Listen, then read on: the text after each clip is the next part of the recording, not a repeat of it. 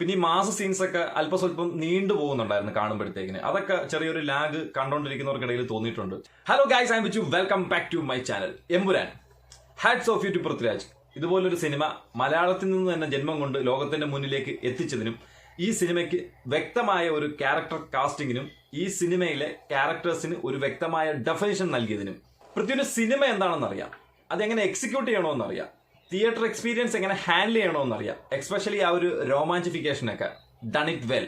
But ഇതിൽ ലാഗുണ്ട്, ഞാൻ അതിലേക്ക് വരാം. നമുക്ക് ഈ ബ്രില്യൻ ഡയറക്ടേഴ്സ് ഒക്കെ ഒരുപാട് കാണും. പക്ഷെ ഇതുപോലൊരു സിനിമ തിയേറ്ററിൽ റിലീസ് ചെയ്യണമെന്നുണ്ടെങ്കിൽ ആ ബ്രില്യൻസ് മാത്രം ഒന്നും പോരാ. ബിക്കോസ് ഇതൊരു ഡ്രീം സാധനമാണ് വിത്ത് ദ ബ്രാൻഡ് മോഹൻലാൽ. ഇതിൽ 3 മണിക്കൂർ എന്ന് പറഞ്ഞാൽ നമ്മളൊരു വേൾഡ് ട്രിപ്പ് കൊണ്ടുപോവുക. ആ കൊണ്ടുപോകുമ്പം ഷോട്ട് ബൈ ഷോട്ട് തമ്മിലുള്ള കണക്ഷൻ, അതിനകത്തുള്ള ഫീൽ ഗുഡ് പോവരുത്. എക്സ്പെഷ്യലി അവരുടെ അഭിനയം തമ്മിൽ കണക്റ്റഡ് ആയിരിക്കണം.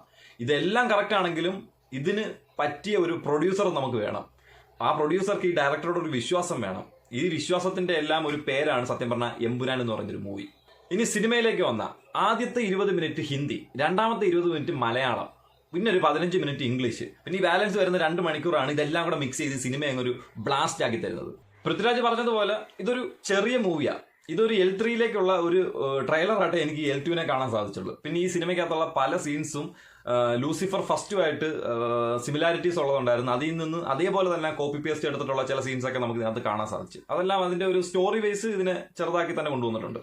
പിന്നെ ഈ മാസ് സീൻസ് ഒക്കെ അല്പസ്വല്പം നീണ്ടു പോകുന്നുണ്ടായിരുന്നു കാണുമ്പോഴത്തേക്കിന്. അതൊക്കെ ചെറിയൊരു ലാഗ് കണ്ടുകൊണ്ടിരിക്കുന്നവർക്കിടയിൽ തോന്നിയിട്ടുണ്ട്. ചിലപ്പോൾ ഈ 6 മണിക്ക് തിയേറ്ററിൽ പോയോണ്ടായിരിക്കും ചെറുതായിട്ട് ഉറക്കം വന്ന്. അപ്പോൾ അത് എനിക്ക് മാത്രമല്ല, വന്ന തിയേറ്ററിൽ ഇരുന്ന പലരും ആ തുടക്ക സമയത്തുള്ള ചില സീൻസ് ഒക്കെ വന്നപ്പം വളരെ കൈയടിക്കാനായിട്ട് വിസമ്മതിച്ചും പല ആൾക്കാരുടെ ഇൻട്രോ വന്നപ്പോൾ പോലും തിയേറ്ററിൽ നിന്ന് യാതൊരു റെസ്പോൺസും ഇല്ലാതെ എല്ലാവരും ഇങ്ങനെ നോക്കിക്കൊണ്ടിരിക്കുന്ന ഒരു രീതിയിലൊക്കെ പോയി. പക്ഷേ ഇതെല്ലാം മാറി മറിഞ്ഞ് അപ്പോഴാണ് ഈ പൃഥ്വിരാജ് എന്ന് പറയുന്ന ഒരു സംവിധായകൻ മോഹൻലാൽ എന്ന് പറയുന്നൊരു ബ്രാൻഡിനെ എങ്ങനെ യൂസ് ചെയ്തു നമുക്ക് അതിനകത്ത് മനസ്സിലാവുന്നത്. കാരണം മോഹൻലാൽ ആ സ്ക്രീനിലേക്ക് വന്നു കഴിയുമ്പോഴത്തേക്കിനാണ് ആ ഇരുന്ന ആൾക്കാർ ഉൾപ്പെടെ ഉള്ള അവരുടെ ഒരു തിയേറ്ററിക്കൽ എക്സ്പീരിയൻസ് എന്താണെന്നുള്ളത് ഓണായി തുടങ്ങിയത്. ഇതൊരു മോഹൻലാൽ മൂവിയൊന്നുമല്ല, പക്ഷെ ആ പുള്ളി ഇല്ലാതെ ഈ ഒരു സിനിമ കരക്കെടുക്കത്തൊന്നും ഇല്ലായിരുന്നു. ഇതിനകത്ത് ലാലേട്ടന് 2 എൻട്രി ഉണ്ട്. ഒന്ന് ഖുറേഷി എബ്രഹാം ഖുറേഷി ആയിട്ടും 2 സ്റ്റീഫൻ നെടുമ്പള്ളി ആയിട്ടും. 2 അങ്ങേര് തൂക്കി. Especially Stephen Nedumpally.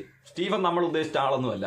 കാരണം ആ റൊമാൻറ്റിഫിക്കേഷൻ കൊണ്ടുവരുന്ന ചില സീൻസ് ഒക്കെ ഉണ്ട്. അതിപ്പം മോഹൻലാലിന്റെ ആണെങ്കിൽ ശരി, എക്സ്പെഷ്യലി മഞ്ജു വാര്യറെ നമുക്ക് ഈ സിനിമയ്ക്കകത്ത് പറയാതിരിക്കാൻ പറ്റത്തില്ല. കഴിഞ്ഞ സിനിമയിൽ ഒരു വീടിനകത്ത് ഒതുങ്ങിക്കൂടുന്ന ഒരു ക്യാരക്ടർ ആയിരുന്നു എന്നുണ്ടെങ്കിൽ ഈ സിനിമയിലേക്ക് വരുമ്പോഴത്തേന് പുള്ളിക്കാരത്തിന്റെ റേഞ്ച് എന്താണെന്ന് സത്യം പറഞ്ഞാൽ ഇതിനകത്ത് കാണിച്ചു തരുന്നുണ്ട്. ഒരു ഹിഡൻ ആയിട്ടിരുന്ന ഒരു വനിത പെട്ടെന്ന് അങ്ങ് എക്സ്പ്ലോർ ആകുമ്പോഴത്തേക്കും ഏതൊക്കെ രീതിയിൽ അവർ തിങ്ക് ചെയ്യുന്നു, ഏതൊക്കെ രീതിയിൽ അവർ പെരുമാറുമെന്നൊക്കെ നല്ല ക്രിസ്റ്റൽ ക്ലിയർ ആയിട്ട് കാണുന്നവർക്ക് മനസ്സിലാവുന്ന രീതിയിൽ തന്നെ കാണിച്ചു തന്നിട്ടുണ്ട്. അവരൊരു ലേഡി സൂപ്പർ സ്റ്റാർ എന്നൊക്കെ മലയാളത്തിൽ വിളിക്കുമ്പോഴത്തേക്കും ഞാൻ ഇങ്ങനെ ആലോചിച്ചിട്ടുണ്ട്, ഇവരെ എന്തിനാ വിളിക്കുന്നത്, വേറെ ഒരുപാട് ആൾക്കാരുണ്ടല്ലോ എന്ന്. പക്ഷെ ആ ഒരു പവറും ആ ഒരു എന്താ പറയുക ഒരു സ്വാഗൊക്കെ ഉണ്ടല്ലോ പുള്ളിക്കാരത്തിക്കുണ്ട്. അത് ഈ സിനിമ കാണുമ്പോൾ നിങ്ങൾക്ക് അത് ക്ലിയർ ആയിട്ട് മനസ്സിലാവും. ഓക്കെ. പിന്നെ പൃഥ്വിരാജിന്റെ എൻട്രി സത്യം പറഞ്ഞാൽ one of my favourite entry എന്ന് എനിക്ക് പറയാം. കാരണം തിയേറ്റർ പൂരപ്പുറമ്പാക്കി അദ്ദേഹം. ഈ പറഞ്ഞ പൃഥ്വിരാജ് മോഹൻലാൽ ഇവരെ രണ്ടുപേരും സ്ക്രീനിനകത്ത് എപ്പോൾ കാണിച്ചാലും കയ്യടി തന്നെ. അതിൽ കുറഞ്ഞ് വേറൊരു സാധനം നമ്മൾ പ്രതീക്ഷിക്കേണ്ട. കാരണം അവർ ചെയ്യേണ്ട കാര്യം കൃത്യമായിട്ട് ചെയ്തെടുത്ത് നമ്മുടെ മുന്നിലേക്ക് എടുത്തങ്ങ് വെച്ച് തരിക. അതുപോലെ തന്നെ ടൊവിനോ കഴിഞ്ഞ സിനിമയിൽ ഒരു എന്താ പറയുക എല്ലാവരുടെയും കയ്യിൽ നിന്ന് കയ്യടി കിട്ടിയ ഒരു ക്യാരക്ടറാണ് എന്നുണ്ടെങ്കിൽ ഈ സിനിമയിലേക്ക് വരുമ്പോൾ അല്പം നെഗറ്റീവ് ഷെയ്ഡ് വരുന്ന ഒരു ക്യാരക്ടറാണ്.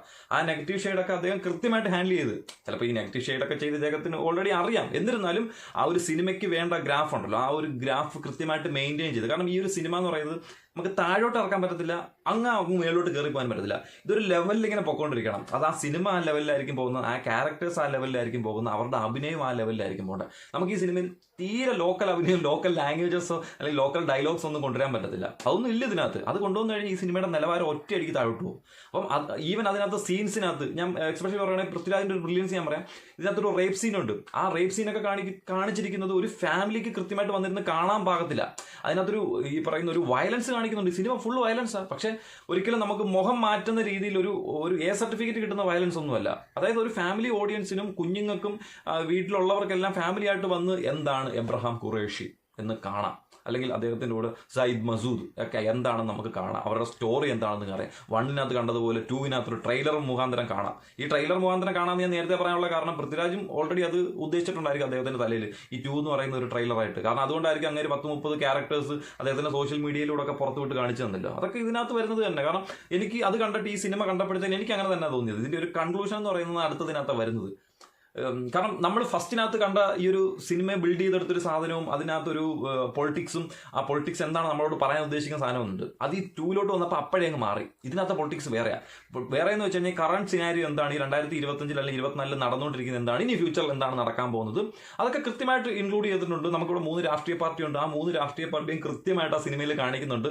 അവർ ഏതൊക്കെ മേഖലയിൽ എങ്ങനെയൊക്കെയാണ് ചെയ്യുന്നത്, അതിനകത്ത് തന്നെയുള്ള രാഷ്ട്രീയ പാർട്ടികൾക്ക് എവിടെ വരെ പരിമിതികളുണ്ട്, ചിലർക്കിടയിലുള്ള തർക്കങ്ങൾ എന്തൊക്കെയാണ്, അതൊക്കെ നല്ല ക്ലിയർ ആയിട്ട് പുള്ളിക്കാരെ കാണിച്ചു തന്നിട്ടുണ്ട്. പിന്നെ ഈ സിനിമയിലെ ലാലേട്ടനെ കുറിച്ച് പറഞ്ഞു കഴിഞ്ഞാൽ, ഈ സിനിമയിലെ ഓരോ വ്യക്തികൾക്കും മിനിമലായിട്ടുള്ള സമയം മാത്രമേ ഉള്ളൂ സ്ക്രീൻ പ്രസൻസിനകത്ത് വരുന്നത്. അതിനകത്ത് മോഹൻലാലിനെ കാണിക്കുന്ന ഓരോ സീനുകളും അദ്ദേഹം ആ ക്യാരക്ടർ ഹാൻഡിൽ ചെയ്യുന്ന രീതിയൊക്കെ ഒന്ന് കണ്ടു കഴിഞ്ഞാലേ അദ്ദേഹത്തിന് പൊട്ടട്ടെ, 5 വടവോ 10 വടവോ പൊട്ടട്ടെ. പക്ഷെ അതാ ഇതുപോലൊരു സിനിമ അദ്ദേഹത്തെ 10 മിനിറ്റ് ആയാലും 20 മിനിറ്റ് ആയാലും സ്ക്രീനിൽ കാണാൻ സാധിക്കുന്ന ഇതുപോലൊരു സിനിമയാണെന്നുണ്ടെങ്കിൽ ഉണ്ടല്ലോ, കൊളുത്തി കഴിഞ്ഞാൽ നമ്മളൊന്നും ചിന്തിക്കുന്നിടത്ത് നിൽക്കത്തില്ല, അതിനപ്പുറത്തായിരിക്കും ഈ സാധനം ചെന്ന് നിൽക്കുന്നത്. അത് കൃത്യമായിട്ട് മനസ്സിലാവണമെന്നുണ്ടെങ്കിൽ ഈ ഒരു സിനിമ കണ്ടിറങ്ങിയ ഉടനെ തന്നെ തുടരും എന്ന് പറയുന്ന ഒരു സിനിമയുടെ ടീസർ അദ്ദേഹത്തിന്റെ പുറത്തിറങ്ങിയിട്ടുണ്ട്. അതും കൂടെ ഒന്ന് കാണണം. അത് കണ്ടു കഴിഞ്ഞാൽ മനസ്സിലാവും why we are called his a legend എന്ന്. പിന്നെ ഈ സിനിമയിൽ വന്നിട്ടുള്ള ക്യാരക്ടേഴ്സ് വേറെ നോക്കിക്കഴിഞ്ഞാൽ സായി കുമാർ ആയാലും സുരാജ് വെഞ്ഞാറമൂട് ആണെങ്കിലും ബൈജു ആണെങ്കിലും പിന്നെ ഒരുപാട് ഇത് ഇന്ത്യക്ക് വെളിയിലുള്ള ക്യാരക്ടേഴ്സ് ഉണ്ട്, നോർത്ത് ഇന്ത്യയിൽ നിന്നുള്ള ക്യാരക്ടേഴ്സ് ഉണ്ട്, നെഗറ്റീവ് റോൾസ് ചെയ്യുന്നവരുണ്ട്. അവരെല്ലാം കൃത്യമായിട്ട് അവരുടെ അഭിനയമൊക്കെ ഉണ്ടല്ലോ. ഈ പറയുന്ന സുരാജിന്റെ ആണെങ്കിലും സായി കുമാറിന്റെ ആണെങ്കിലും അവരുടെ ഒരു അഭിനയം എന്ന് വെച്ച് കഴിഞ്ഞാൽ ഈ സിനിമയ്ക്കകത്തൊരു ഡെപ്ത് ഉണ്ട്. അതായത് ഈ സിനിമയുടെ സ്റ്റോറി ഇപ്പൊ പറയുന്നത് ചെറുതാണെങ്കിലും ഇതിനൊരു സീരിയസ് ഇഷ്യൂ ഉണ്ട്, ഒരു സീരിയസ് കഥയുണ്ട് വരാൻ പോകുന്നത്. ആ കഥയും സംഭവങ്ങളൊക്കെ ഇവരുടെ അഭിനയത്തിലും ഇവരുടെ എക്സ്പ്രഷൻസിലും ഇവർ നമ്മളുമായിട്ട് എന്താണ് കമ്മ്യൂണിക്കേറ്റ് ചെയ്യാൻ ഉദ്ദേശിക്കുന്നത് അതിനകത്തെല്ലാം ക്രിസ്റ്റൽ ക്ലിയർ ആയിട്ട് നമുക്ക് മനസ്സിലാവുന്നുണ്ട്.